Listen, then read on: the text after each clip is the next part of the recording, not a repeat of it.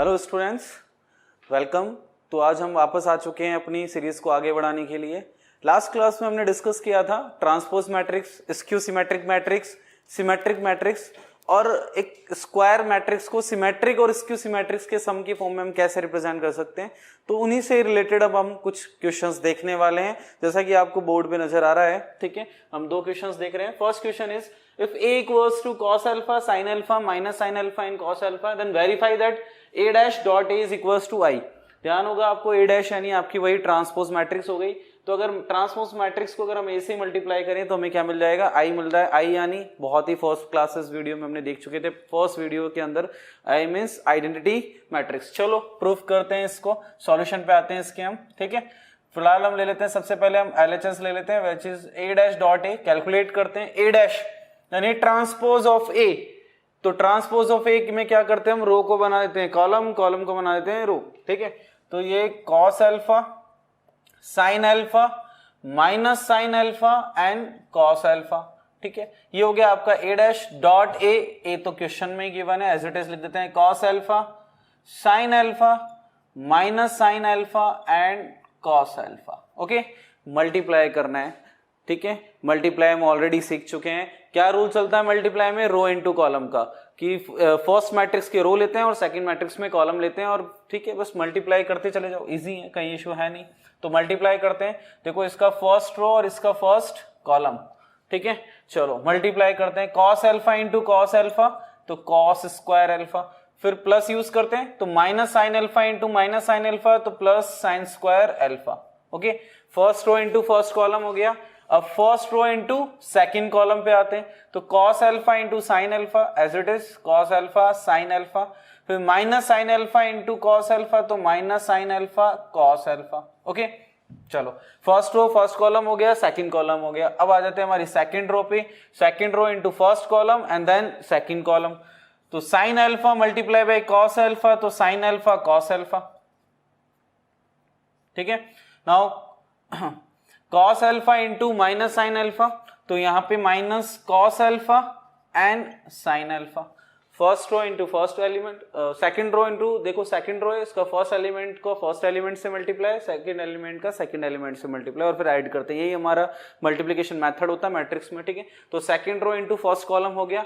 अब second row into second column, तो second column पे आ जाते हैं, देखो क्या वैल्यू आने वाली है, sine alpha into sine alpha तो sine square alpha plus cos alpha into cos alpha cos square alpha. Okay, चलो देखो यहाँ पे प्लस का कॉस अल्फा साइन अल्फा और माइनस का cos alpha sine alpha cancel. Similarly ये भी प्लस का साइन अल्फा कॉस अल्फा, ये माइनस का साइन अल्फा कॉस अल्फा, ये भी कैंसिल। तो हमारे पास फाइनल वैल्यू क्या आ गई, cos square alpha plus sine square alpha. ये आपने 10th में पढ़ी identity, sine square theta plus cos square theta क्या होता है, 1 होता है। तो ये वैल्यू 1 हो गई, ये कैंसिल हो गया था इसलिए 0 हो गया, ये अगेन ये भी 0 हो गया और वही sign square alpha plus cos square alpha क्या हो गया, 1 हो गया।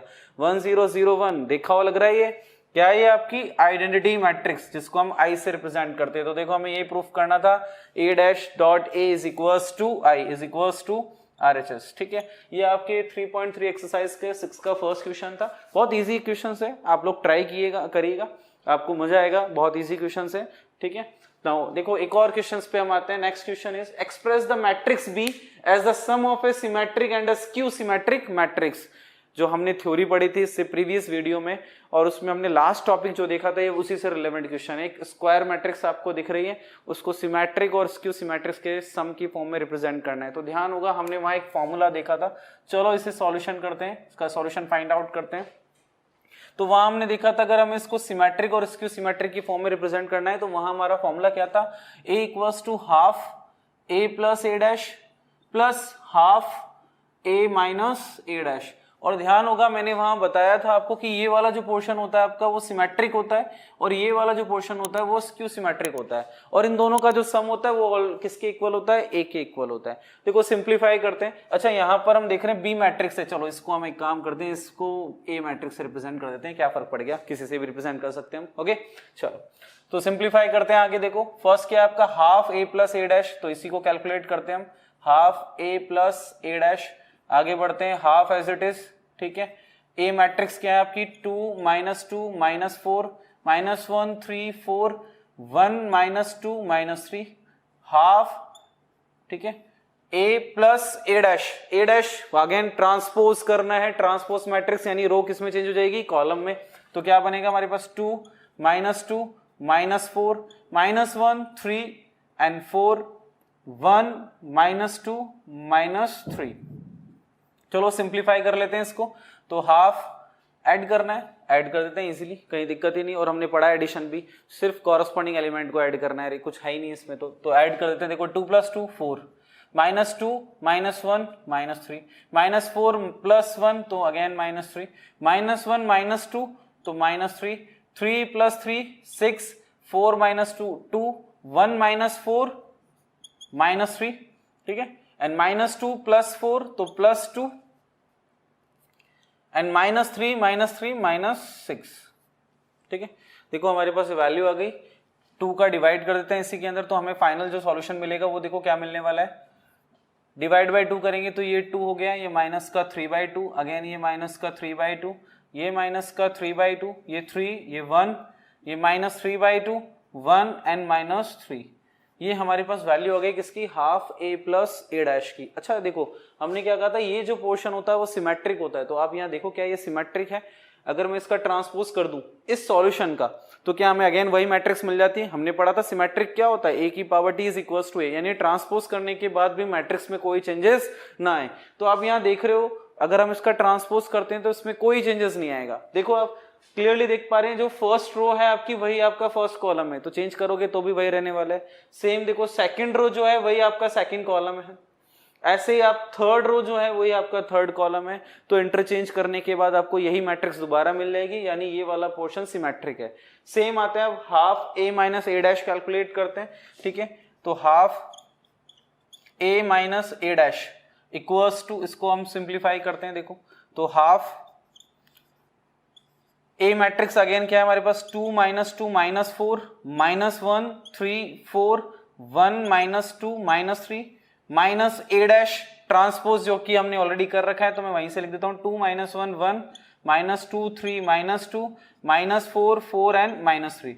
इस बार ऐड नहीं करना है, इस बार क्या करना है, हमें सब्ट्रैक्ट करना है। तो चलो सब्ट्रैक्ट कर देते हैं। देखो फाइनल सॉल्यूशन क्या आता है, 2 -2 0 -2 -1 तो ये प्लस का 1 हो जाएगा, तो -2 + 1 तो -1 -4 -1 तो -5 -1 माइनस देखो ये माइनस +2 हो गया, ठीक है। तो -1 + 2 विच इज 1 3 -3 अगेन 0 4 -2 तो ये प्लस का 2 बन जाएगा विच इज 6, ओके। 1 -4 तो प्लस का 4 हो गया, तो अगेन ये वैल्यू 5 -2 माइनस फिर -4 तो ये -6 एंड -3 फिर -3 तो माइनस प्लस, तो -3 + 3 क्या हो गया 0। और मैंने बताया भी था स्क्यू सिमेट्रिक मैट्रिक्स जब भी बनती है उसमें डायगोनल के एलिमेंट ऑलवेज 0 आते हैं। चलो हाफ का इसमें डिवाइड कर देते हैं। तो जैसे ही हाफ का डिवाइड करेंगे तो अब हमें सॉल्यूशन क्या मिल रहा है, देखो 0 -1/2 -5/2 1/2 अगेन 0 3 5/2 -3 एंड 0। ये हमें half a minus a dash का सॉल्यूशन मिला। अगर आप इसका ट्रांसपोज करते हो तो देखो एलिमेंट्स तो आपको सेम दिखेंगे, लेकिन जो पॉजिटिव थे वो नेगेटिव दिखेंगे ट्रांसपोज करने के बाद, और जो नेगेटिव थे वो क्या दिखेंगे, पॉजिटिव। आप देख सकते हो जैसे इसमें देखो फर्स्ट रो के एलिमेंट है 0 -1/2 -5/2 और फर्स्ट कॉलम के एलिमेंट क्या है 0 1/2 और 5/2। देखो ट्रांसपोज करोगे तो ये नेगेटिव थे ये पॉजिटिव थे, ट्रांसपोज करने के बाद अब क्या होगा, जो नेगेटिव था उसकी जगह पॉजिटिव वाले पहुंच जाएंगे और पॉजिटिव वाले की जगह नेगेटिव हो जाएंगे। यानी जब आप इसको पूरे को ट्रांसपोज कर लोगे तो यहाँ a की power t is equals to मिलेगा आपको -a। तो यानी ये वाला पोर्शन स्क्यू सिमेट्रिक होता है और ये वाला पोर्शन सिमेट्रिक होता है। और देखो अगर हम इन दोनों का सम करें, इन दोनों का सम करने के लिए हम देखो साथ में रिप्रेजेंट कर देते हैं, तो हमें half a plus a dash की वैल्यू क्या मिली थी, 2 -3/2 -3/2 -3/2 3 1 -3/2 1 and -3 plus half a minus a dash की वैल्यू क्या मिली थी, 0 -1/2 -5/2 1/2 0 3 5/2 -3 एंड 0। अगर हम दोनों को ऐड करेंगे तो फाइनली हमें अगेन क्या मिल जाएगा, ए मिल जाएगा। तो हमारा क्वेश्चन भी यही था, express the matrix A as the sum of a symmetric and a skew symmetric matrix, कि एक स्क्वायर मैट्रिक्स को एक सिमेट्रिक और स्क्यू सिमेट्रिक मैट्रिक्स के सम की फॉर्म में रिप्रेजेंट करो। तो ये पोर्शन आपका सिमेट्रिक हो गया और ये पोर्शन आपका स्क्यू सिमेट्रिक हो गया, और इनका सम ऑलवेज किसके इक्वल होता है, ए के इक्वल होता है। ठीक है, इंपॉर्टेंट क्वेश्चंस हैं, ऐसे क्वेश्चंस एग्जाम में भी आते हैं। तो ये आपकी एक्सरसाइज 3.3 से रिलेटेड कुछ मैंने क्वेश्चंस बताए, और ट्रांसपोज, स्क्यू सिमेट्रिक और सिमेट्रिक मैट्रिक्स से रिलेटेड हमने कुछ क्वेश्चंस देखे। ठीक है, आई होप आपको ये समझ में आ गए होंगे। फिर भी आपको अगर इस एक्सरसाइज से रिलेटेड कुछ भी डाउट या कोई क्वेश्चन होता है तो आप कमेंट कर सकते हैं। ठीक है, मिलते हैं नेक्स्ट वीडियो में। Thank you.